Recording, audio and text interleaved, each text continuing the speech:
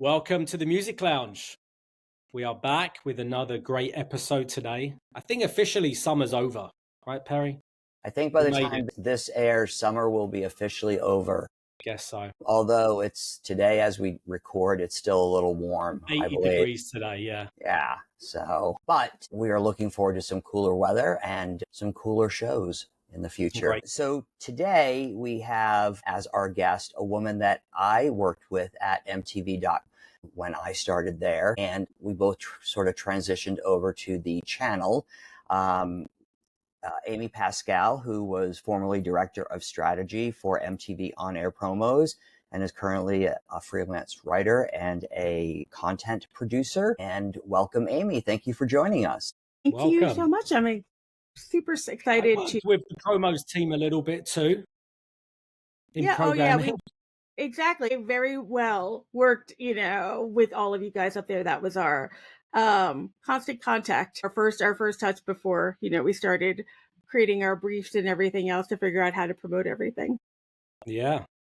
We had Tim Rasta on the show. Oh, yeah. And he was talking about how in sync all the departments were in order to make things run smoothly, and everyone was interdependent on everybody else. I mean, no one was a standalone island as far as what they were doing. What we did informed what promos did, what informed what integrated marketing did, and then it was a circle, and marketing informed what we did and all of that stuff. We all worked really well together. And as you said, Absolutely. We were all in sync. But before we get into the theme of today's show, that was a little hint. Did you guys see the Coachella lineup for this year? I did see it. With Sabrina Carpenter and Bieber and Karol G headlining. What do you think about those? So my hot take on it is not the Coachella that we grew up with. It is a Coachella that is, and again, meaning like 10, 15 years ago, right? Yeah. I mean, it's a Coachella that I know has faced some economic realities, and they need to bring in talent that they know is going to sell tickets for the festival. However, felt like the vibe of the festival feels very, very different than, like you said, 10 or 15 years ago. Yeah.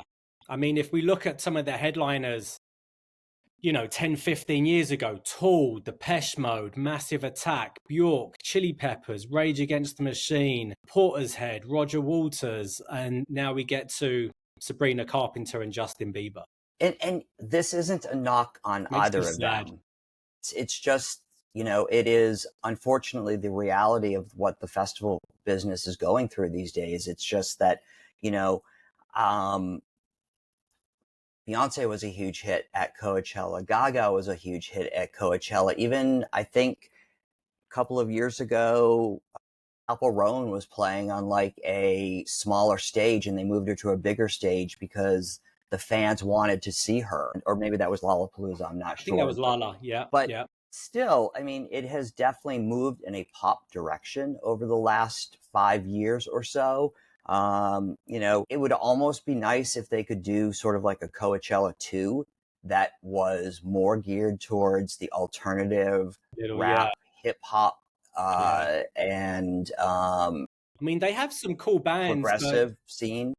When they write the headliners, it's in big, and then the other bands, the font gets smaller and smaller, and you've got like the Strokes and Foster the People, but they would have been the big headliner draws. They would have been the big headliners. Yeah. Now they're just smaller on the list. Groove Armada, some of these bands that I kind of grew up with. I probably will not go. But maybe I'll stream it on YouTube, which is normally the place. So Amy, with those headliners, Andrew. Yeah. I've never been. I've never been. So with those headliners, Andrew, what do you estimate the average age of the attendee will be? I mean, it's got to be average age 17, 16. Wow. I don't know. And who can a 17-year-old can afford Coachella tickets? Their parents. Yeah. And $100 a day in food and a $10 bottle of water. It is. It has gotten so crazy expensive. And your $100 t-shirt or your hoodie that everyone, has to I mean, get. the only way I probably would ever go is if I was working and was able to be there. Well, right before I started at MTV, I worked for a PR company in LA and they got the Coachella account. So I worked the first one, which was 99 and 2000.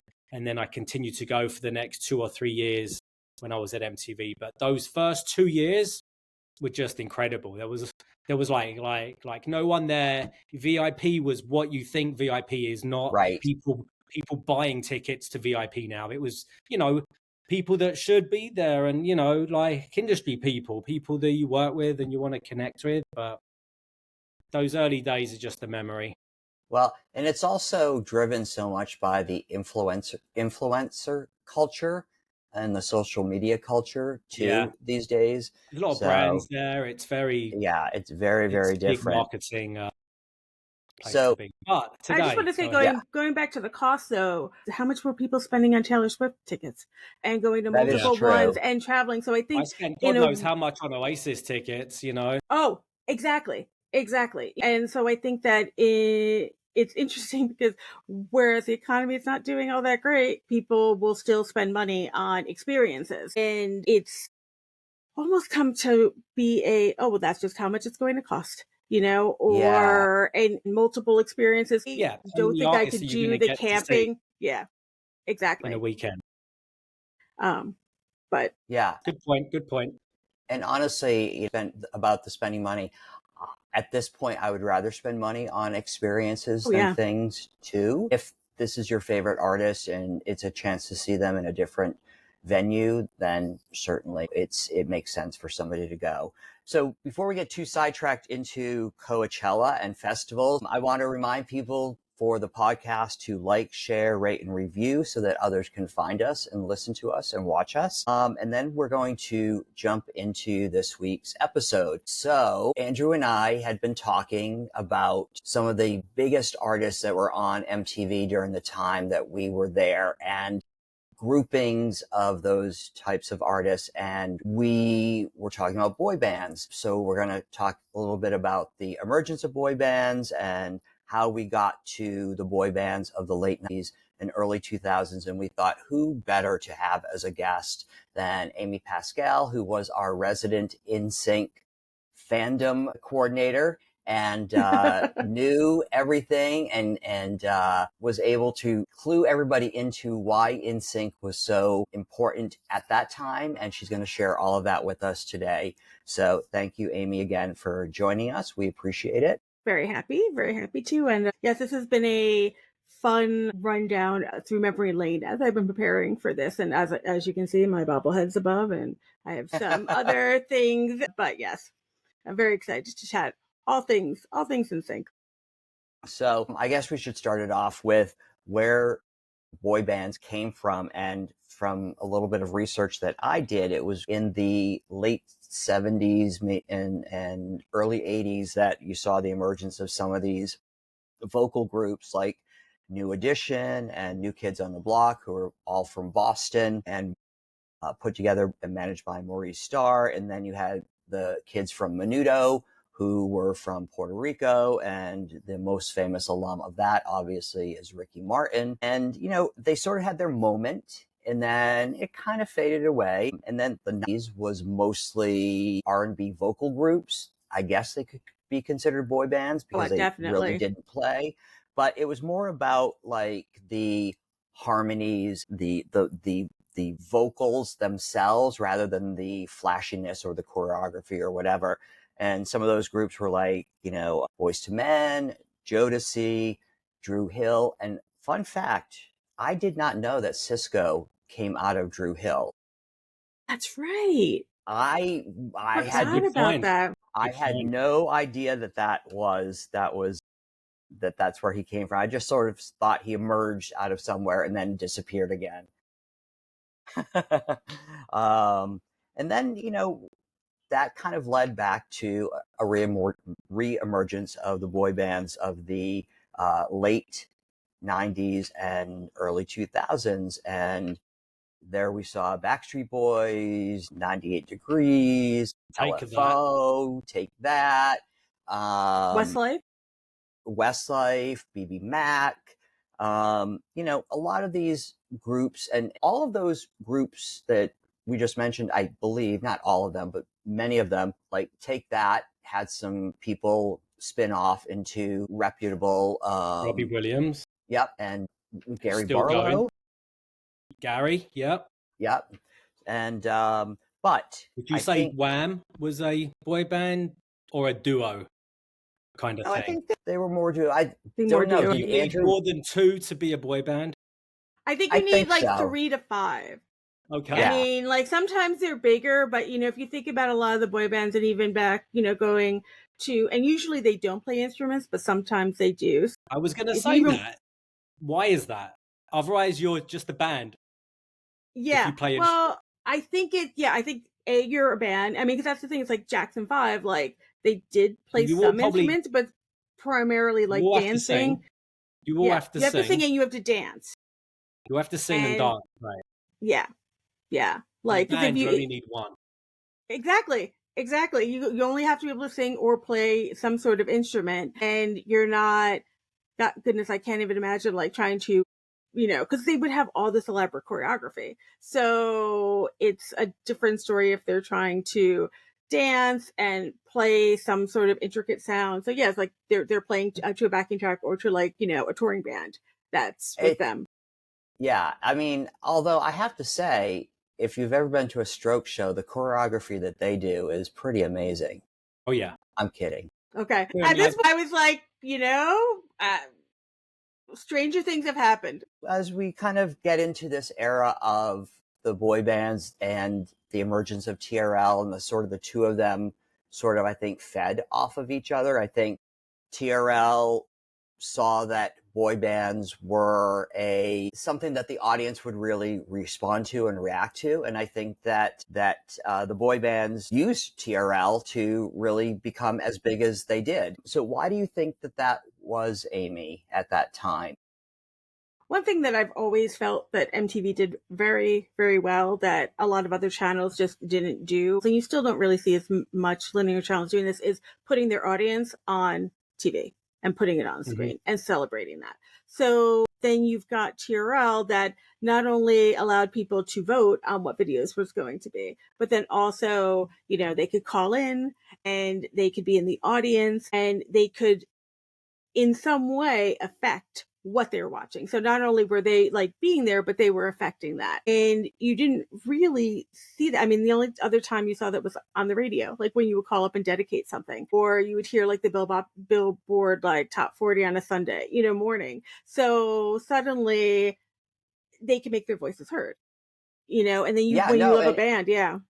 Yeah. And what I was going to say too is it's the at-home audience also. It's like they could really affect what they were seeing on their television. And these bands or groups really resonated with this audience, and they felt like, and like you just said, they felt like they had a stake in making them popular because they loved them. They wanted everybody else to love them. And what we've talked about on previous episodes is what the outside of MTV was like when these groups would show up. Yeah. And it was just pandemonium out there. It was crazy how like Times Square, almost to the point of being dangerous. Oh yeah. At sometimes too. I mean, what is your recollection of some of these groups being at TRL and what was happening outside? So the funny thing is, often it's like when I was in high school, I was a 120 Minutes girl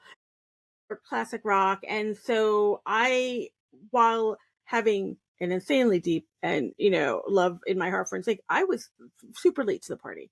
I mean, I didn't even start listening to them until their NSYNC, their SNL performance, because I saw them. I was like, oh, these guys have a sense of humor about themselves. And then they did I Thought She Knew a cappella. And that blew me away. And I think that also had an effect where people were like, oh, they can really sing. Like they're not just dancing around. I remember, even without all of that, the day that No Strings Attached came out. we're up at the 29th floor in 1515, right smack dab in the middle of it. And it was crazy to begin with because I think Tower Records was across, or I don't know. No, was it Virgin? Yeah. It was Virgin. Megastore. Yeah, Yeah, Virgin Megastore. Yeah. So that was madness. Then they were on TRL. And so for the day that everything opened, so there was so many people. I think the police were involved, but it was the only time I'd ever heard the crowd that loud at the 29th floor level. Yeah.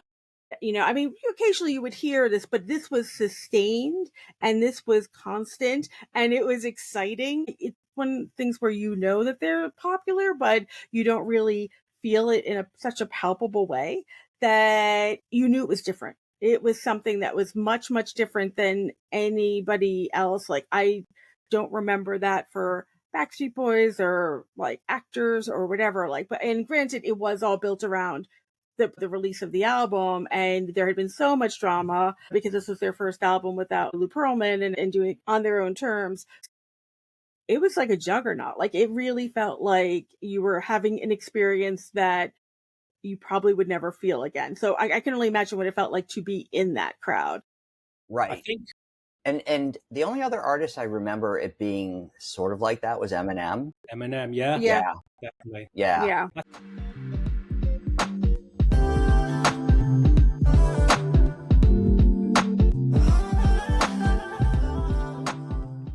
I think with boy bands hitting in the late 90s, early 2000s, this was obviously pre-streaming. And I think boy bands are not groups that you can fall in love with by listening to them on the radio.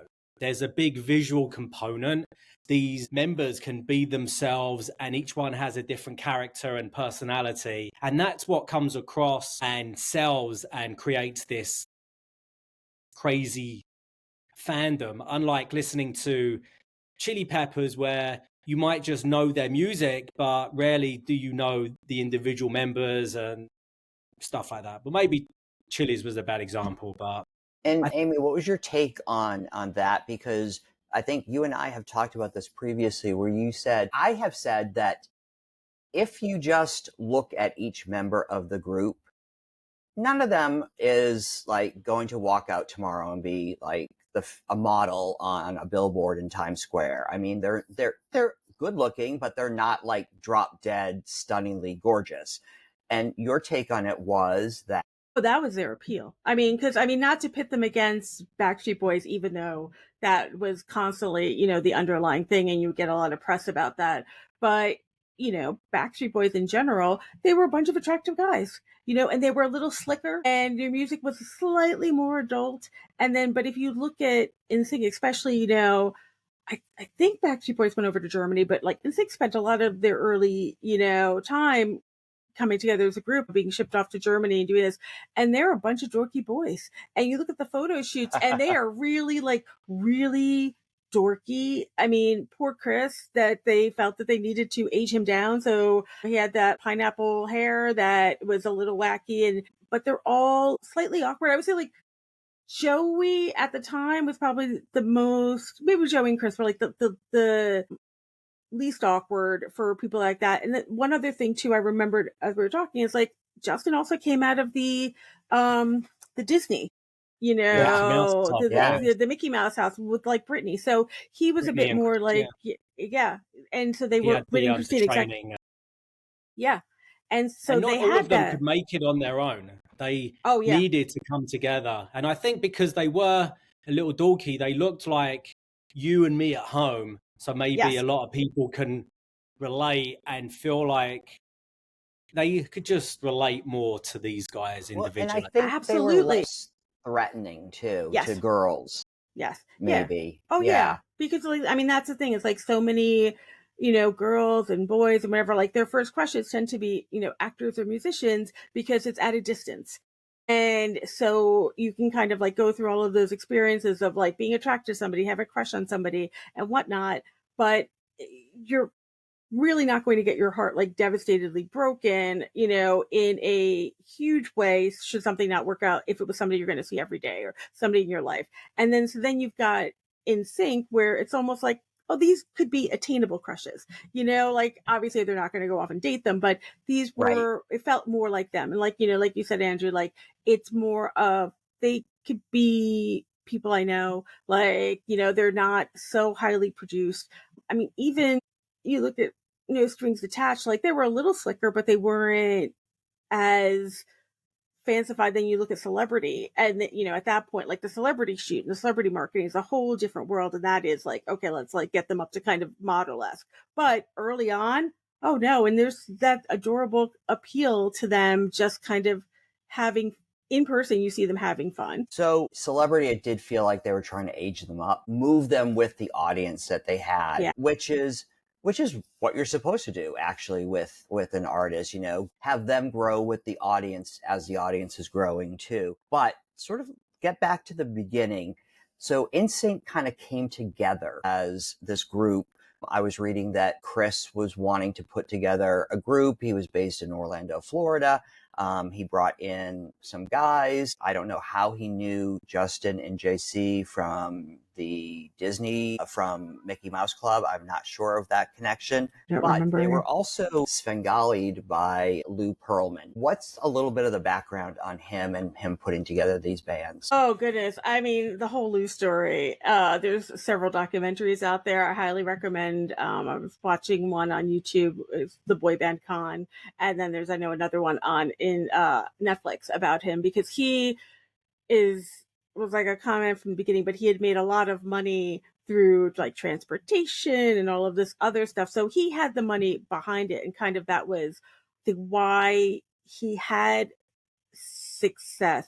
I don't know if he officially put together Backstreet Boys, but he was behind them. And so he was a producer who actually was putting a lot of money and management like behind these people. I mean, he was ripping them off, but like they were, everything was free for them. And, they went off to Germany, or they would do little shows and this and that. So he had built up, because he had this so much success with the two of them.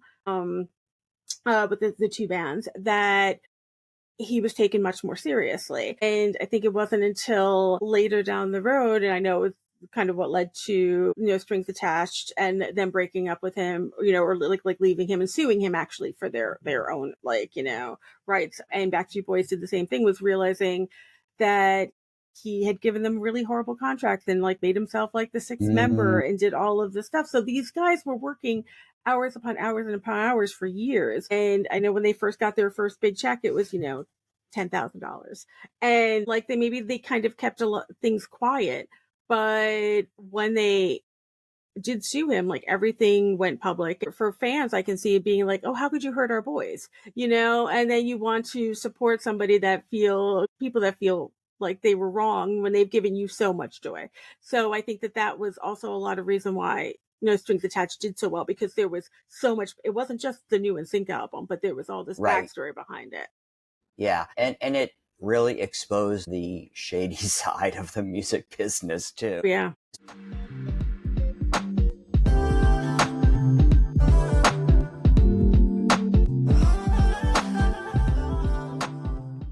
So the first album broke them in the US, and that was in 98, I believe, 98 or 99. And then TRL was very supportive. They had 11 number one videos on TRL. I think Britney is the only one who has had more than them. The first album came and it did fairly well. Then the second album was a Christmas album, but then they did No Strings Attached. Is that when they really blew up even more? I believe the best-selling album of the 2000s, and it did 2.4 million its first week. And this is before streaming. This is when you literally had to physically go and buy the album, which is pretty amazing, I think. Absolutely. And, when you asked about it blowing up, but I would also say too, they were a visually fun band, because I mean, if you think about like the with No Strings Attached coming out and the video, Bye, but also like there was all of the marionettes, and then and you kind of even can go back to the Tearing Up My Heart, and then like was I Drive Myself Crazy, where they're in an insane asylum. Like they had these super silly fun videos. They were visually interesting and fun to watch. There's so much choreography. MTV is playing them a whole lot more. They're showing up on the movie awards and EMAs. Yeah. Yeah. Yeah. And I Imagine mean, if TikTok was around back then with all of their dance scenes and stuff. That would have been crazy. yeah, it Oh would have my been God. wild. And the other thing too is you talk about them being available. Yes, they came to TRL for all of the big things that were happening, a new video, a new album, a tour, whatever. But individually, I think they would show up too. And Joey would be in New York and he'd be like, come to TRL. MTV couldn't get enough of them. Like Yeah. it was sort of an open door policy. Whenever you want to come, because we know that there's going to be excitement and press and you know, an appeal to our audience just whenever they come in, even if they have nothing to promote really. You know, it's just them being, and they understood that that's what they needed to do also, because they wanted to keep in the forefront of their fans' minds. And you know, they would release a video and you know, you could be on the TRL countdown for 60 days. Some videos would get on and after 3 or 4 days, it'd be gone. But, you know, they understood that they needed to keep the excitement going, to keep their videos on there. And you also said they really stepped up the production on their videos because people didn't get tired of watching the videos because they were so good and so interesting and so fun. You have a favorite video, Amy? Oh my goodness. I mean, All of probably them? Bye Bye Bye. Pop is very interesting to me because they did the making the video. And that was around the time that they were planning the video, but they were also preparing for the Pop Odyssey tour. And that was when they were preparing for that, and Joey got hurt with the pop-up elevator floors. And so I thought what was very interesting Was about he too heavy for it? no, I think it didn't Perry. quite work. And yeah, I know, Perry, exactly, Perry.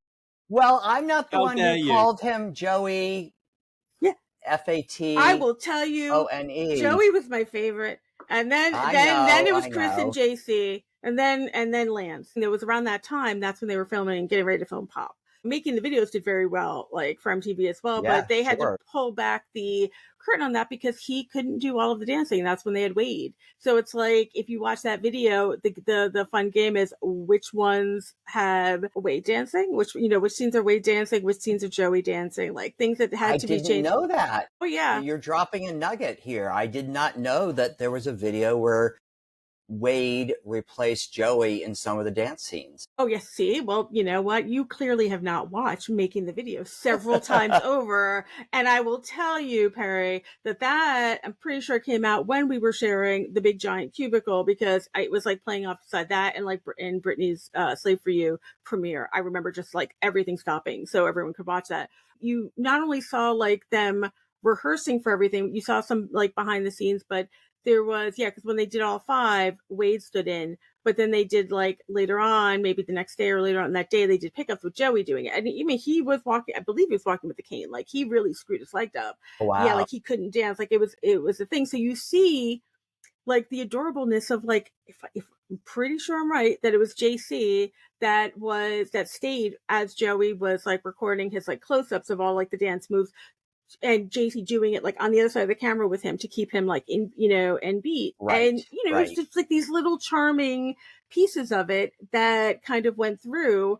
And then that's when they also Justin beatboxing, whatever. But like it is like, it's a very engaging thing. I mean, Gone is a beautiful video. So, and that is also, with them aging up and kind of going into really like lovely harmonies. Girlfriend, I mean, I would say Girlfriend, like one of the smartest things they did with that was bringing Nelly in for the remix. I can't really think of any video where I'm just like, oh no, like if it came on, I'd be, that wasn't that great. But I would say, yeah, I think there is something very cathartic and visually like engaging about like Bye Bye Bye. As you were talking about the TikTok dances, it's like it's a really easy, quick thing to like, people want to know just a punch, punch, punch, like, wave. Yeah.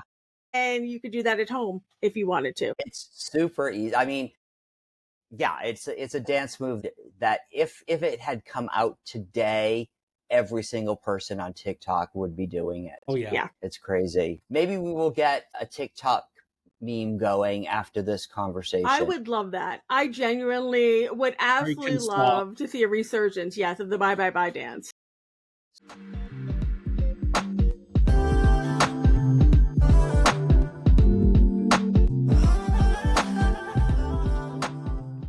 Do you think these guys missed out on doing a movie, like another one of my groups? Yeah.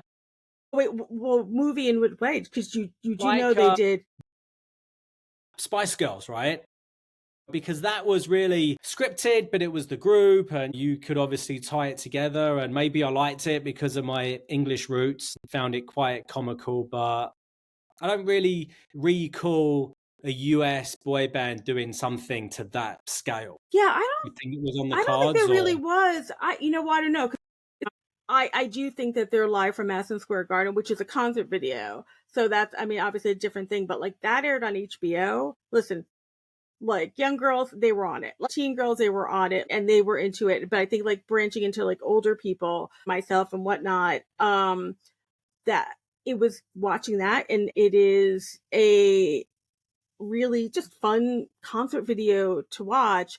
But there is a horrible movie called Long Shot that, if I recall correctly, was produced by Lou Pearlman.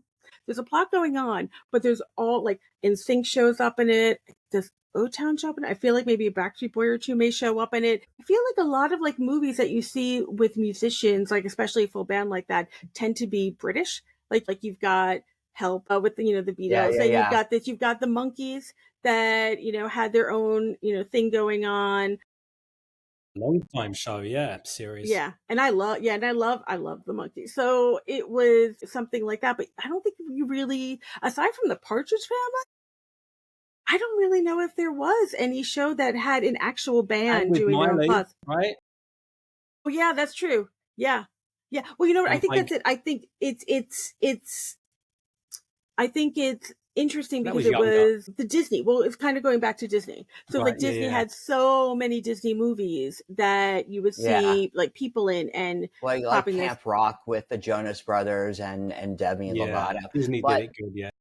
Think you're right, Andrew, though. They sort of missed out on not doing a Spice Girls type film. That would have been really fun to see, because I think it would have really shown their personalities individually. And it would have been a juggernaut. But also, they were so busy. I'm like, when are they going to have time to shoot a movie? But if there was a band, sorry, not to cut you off, but you're right. If there was a band to pull that off and make it successful, it would have been NSYNC.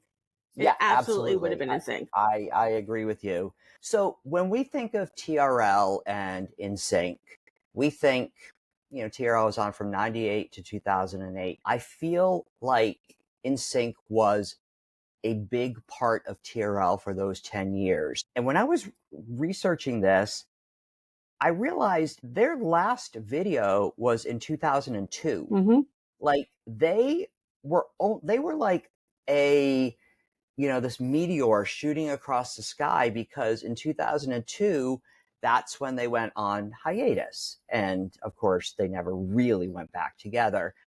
It was only a 3-year window of them really being as big as, Why do you think that we think that they were so prominent on TRL over that whole period of time? Is it because they each individually would show up and do things, or because Justin's career took off? I'm just trying to figure out how we think they were there for 10 years and it was really only like 3 or 4. I think it feels longer because Justin's career took off and he was doing, a lot of other stuff. So it would just remind you that he was in NSYNC. And I think that, depending on like your age, that's when you become, familiar with it and what you think of. I mean, there's people now that if they see him, they would think, I remember reading this, someone's like, oh, you mean Justin Timberlake, the actor? He can sing.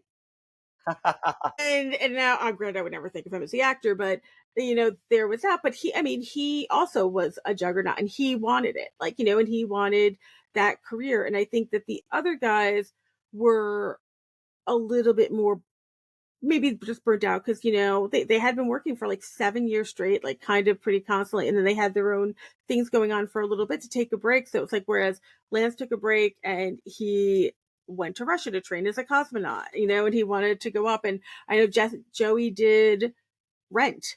And, I Yeah, personally yeah, knew a ton of people who came in who to just see Joey. And the other thing too on that is like with Broadway, there's a really good chance you're going to meet the actors afterwards, depending on how big the Right. show is and how big the Right. actors are. So you have that. JC had some solo success, but I think he wanted to kind of get more into producing, and Chris had a clothing line for a while. Fu Mosquito. They all had their own thing, but Justin's was the one that just kept him in the public eye. Right. Right. And there was that part of it too. but also, yes, they only had a 3-4 year span of being the group and being everywhere and doing all this live stuff, but their music and videos continued airing for years and years and years, right? So even though they may have stopped at around 2002 with promoting new music, we were playing them in heavy rotation and medium rotation, and on hits I was doing boy band playlists, and Yeah. so they were still being featured for years. Even now you probably listen to Hits One or some, you know, 2000s, and they're just constantly being played now. So It is, and I think also they part of never it. really went away. No, and I think they were so much a part of the early years of TRL that it just became part of TRL's DNA. Even when they weren't releasing new videos or new music and coming in, it felt like they were still part of TRL. And I think part of it too is that, they would retiring videos, the videos that did get retired, and the fact that they would refer back to how many NSYNC had retired and stayed on the countdown for the 60 days or whatever. Yeah, it just felt like they were part of that show.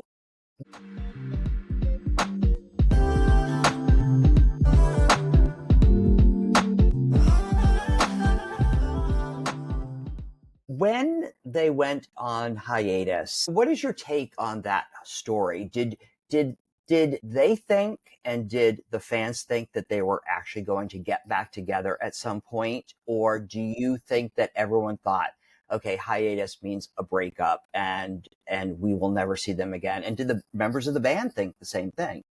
I think the fans definitely always thought that they would eventually get back together and do something. And then as Justin's success became quite a juggernaut, it was a little questionable, but there was always hope.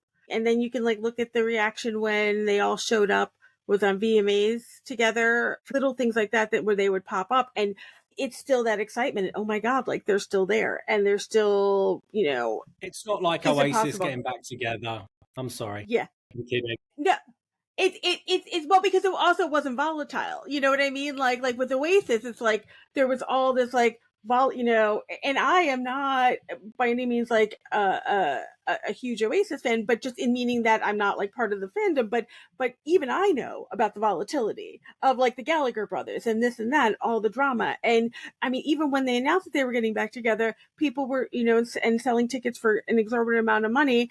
People were still like, well, I bought them, but I have no idea if I'm actually going to see them, Right. whereas I think if NSYNC were to say, yes, we are going to get together, like, and do something again, it would be like, yes, like, but they all kind of would tease it. They would tease like, oh no, it's just just a hiatus, or it's just a this or that. I was going to say more of a hiatus than a very discouraging like break. Was there turmoil in the group at that time too? Or was it really just everyone was ready to do something individually? I was watching actually a very interesting, a short interview that Joey did with, speaking of another MTV two person, was like Steve-O. Like he's, I guess, got a video podcast, but he was talking about this and he really said it wasn't so much like an animosity, really was like, okay, let's everyone just kind of take a little break. And they knew that Justin was working on solo stuff, but they didn't necessarily know to like the degree. And he said it was a little strange when was it 2002? I think it was 2002 with Justin's first like VMA performance, like solo performance. And they got the guys on there to, be like, oh, and here's Justin, like introduce him, which is, these have felt kind of odd for them because, they had been kind of doing their own thing. And I mean, both Pop Odyssey and Celebrity were very successful tours. Maybe, I don't know if they were as big as the No Strings Attached tour. I saw them on both and both were always like sold out. The arena one really did feel a little bit more intimate. It wasn't at the same spectacle, but both versions were fantastic. And so it was surprising that, yeah, like within like a year or two, like, not even, it's like, okay, now we're just not doing anything ever again. Yeah. I had sent you, Perry, as part of their like dorky boy charm was, I think it was 2000, they did a spring break dedications, and you can find Yes. like Yeah, you can find the interstitials for it on YouTube, and it's the 5 of them on a set that's supposed to be set up like a motel room, and I'm not saying what, but they are all having a very good time. Let's just say that. And I did. You think that their personalities are a little altered by something? Yes, maybe. A little altered. Not sure the level, like what that could have been, or their level of sobriety. But it is really funny and really charming, and you always really kind of got the sense that they enjoyed being together. And I think that was also part of the appeal. Like you did really feel that, So, and speaking purely from the the fandom like side of it, that was just fun to watch. In high school, I skipped school to see like The Cure, and then in I was like 26 or whatever, I was like skipping out of work to go see NSYNC, and it was like pure pop Prozac, like it just like you would see them and it felt fantastic, and the show was great, and like you enjoyed everything and that music. So I think that for that, didn't really want to say it was going to be over, and if they weren't saying it, then everybody was just kind of on the same page. Do you think if they announced a tour today that there'd be excitement around it? Oh my God, yes. People would be like thrilled. Maybe not to the level of Oasis, Andrew, right, but it would. I think it would be pretty up there. Maybe not in the UK, but definitely over here, and I'm sure in other territories. Yeah.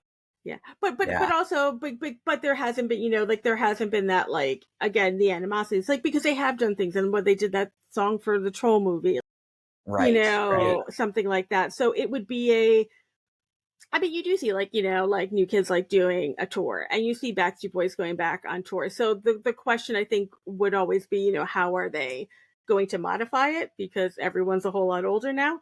right. It's been, I mean, if you think about it, like, it's 23 years, like, since they went on like permanent hiatus. And so there's that, but oh my God, the excitement. Yes. Like, because it's not just, they are a boy band. They are like playing to like a backing track, or they are, a backing band, but they were very charming, and they were like, fun to watch. And I think that is the excitement about like seeing them again.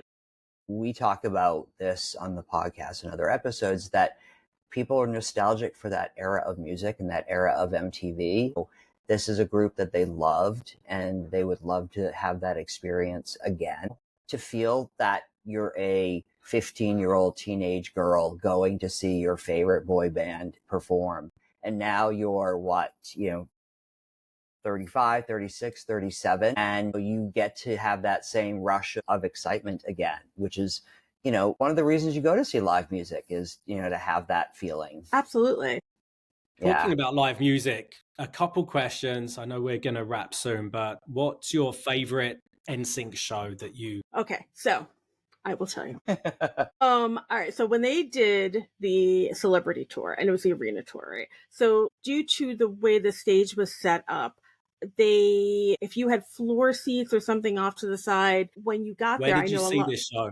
At MSG or New York? No, this one in particular was either in Long Island. So like they had built, not only was there the stage, but then they had built like kind of the square stage that was a little bit set out from that, and people could sit inside or whatever, like depending on where your chairs were. I went from us having seats like, kind of maybe off to the side over here, to second row, right off to the side, and it was just stunning. Like, like it wasn't because it was the intimate, thing. Like there was the dancing and there was this and there was that, and we were slightly off to the side. In fact, I think I took a lot of pictures of that tour because it was the time where people had digital cameras or film cameras that like could, take, I think I snuck my like little elf camera into everything. But I sent the pictures up to Michael Alex. I don't know if you've spoken with him yet, who was the head of news. And he was like, "These are great. Can we put them on the site?" And I was like, "Absolutely." And If you give me a photo credit. Yeah, well, that was exactly it. He said that, and I was like, "I'm happy to," because they were just right in front of me, and they were beautiful shots, and it was like that rush because it was a surprise, like, a connection. I mean, I went out with friends. We went to go see them. Because they had this thing called, like, was it Challenge for the Children or something? It was this big charity thing that they would do, and there'd be a celebrity basketball games and stuff like that out in, I don't know if they always had it there, but why they had it in Vegas in July. But, so we went out to see that. And that was, it was like 4 of my friends. And that was a lot of fun. And we, saw them like the concert the night before. So I think that was also part of it because it really is a band that you shared with your friends because you knew other people that love them as much as you do. And it was the giddiness, like whatever age you were at. Met any of them or all of them before? I know I met Joey, but I think that was after Rent. I did meet him when he was in to do press for Rent, and he was upstairs. That was when it was like radio up on 29, and went up, and he was just delightful, the most like unassuming person. And then I see behind you, you got some very cool memorabilia. Do you have a favorite piece of NSYNC memorabilia, swag, something? Oh God, that's a good question. We talked about chapstick before. Yes, we had the chapstick. Well, that was my thing because like they had so much merch and they had so much swag out, and a lot of it would eventually end up if it was oversold over at Claire's, and I live near a Claire's outlet, so I used to just go there. So yeah, I had all of they set out a set of lip balm, so I bought a bunch of those and I brought them into the office. So I always had my Joey Green Apple with me, and then we'd give out like the Lance Blueberry, I think it was Lance Blueberry, but and having all of those pieces individually, or were they sold as a? They were sold as a set. They were like yay big. They were pretty flavored. Yeah, it was just, you always just kind of had it like with you for whatever reason. I mean, I had an NSYNC watch that, would, sing, I think, bye, bye, bye. I have my bobbleheads. I have all like the DVDs. I will say something. It was swag that I didn't buy, but one of girls that was down, I think it might have been for No Strings Attached, because I think at one point I wanted to go downstairs and just see what it was like. And I saw these girls that had, I thought, the most brilliant idea. So the big I Heart New York t-shirts? They had taken those, and in between I Heart New York, the N and the Y, they had put in NSYNC. So for one tour, I forget which I went with friends, I made them for like me and my friends that were all going. So I will come across that shirt every so often, cut off the sleeves, of course, like did it in like puffy, like, fabric paint, and, had like, and in the heart, it was like, which one? Yeah, exactly. Well, the heart would be like, which one your favorite was. And yeah, we all like, wore those out. And I still have mine somewhere. Oh, mine was Joey. Like, again, I would say like Joey and Chris, and then JC, and then Lance, So, but yeah. Listen, right. Justin is talented, but he had enough attention, and he gets it all. Yeah. This was fun. I think I learned a lot, a new appreciation for the band. I'm going to go check out some of the maybe the Lou one's a little disturbing, but now we know the full story. I'm going to go back into the archives. It's funny too. I feel like NSYNC was just sort of the TRL house band for the full 10 years it was on. And I think that's a testament to just how popular they were in the 4 years that they were together, and making the countdown every day, and visiting TRL, and showing up after the band went on hiatus. Yeah. And I think they loved just being at MTV and doing stuff for MTV too. I think it was just fun for them. I mean, obviously it's work, but it was like, it felt like a second home to them, maybe also. Oh, I can see that. So, I can see that. yeah. And I will also say the other thing too that I think keeps it relevant is you're gonna have to remind me, Andrew, what is the big like British? There's like the rivalry. It's Blur and some Oasis. If that's what I thought. I thought it was Blur and Oasis, right? So, but like that was and but for us it was NSYNC and Backstreet Boys. And I remember like I saw some silly graphic, it was like both, and they weren't rivals. They were just.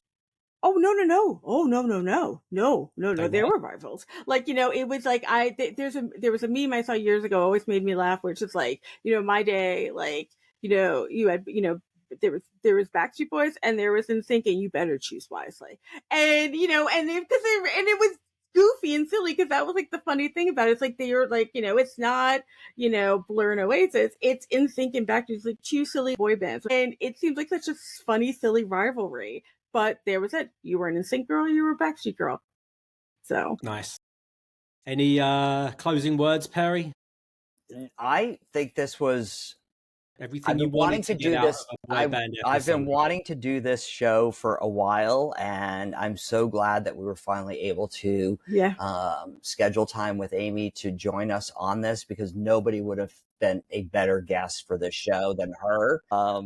So it's been a pleasure talking to you and learning more about NSYNC, and thank you for joining us. We appreciate it. Well, thank you for having me on. This was so much fun. Talking to you guys and seeing you guys after a long time. And if you ever want to do part 2, trust me, there's so much more. Yep. And your big closing, Perry? My big closing is to our people who are listening to please like, share, rate, and review the podcast so that other people can find us and listen and watch. So thank you for being a part of this episode of Welcome to the Music Lounge. All right. Thank you. We'll see you guys soon. Bye. Bye.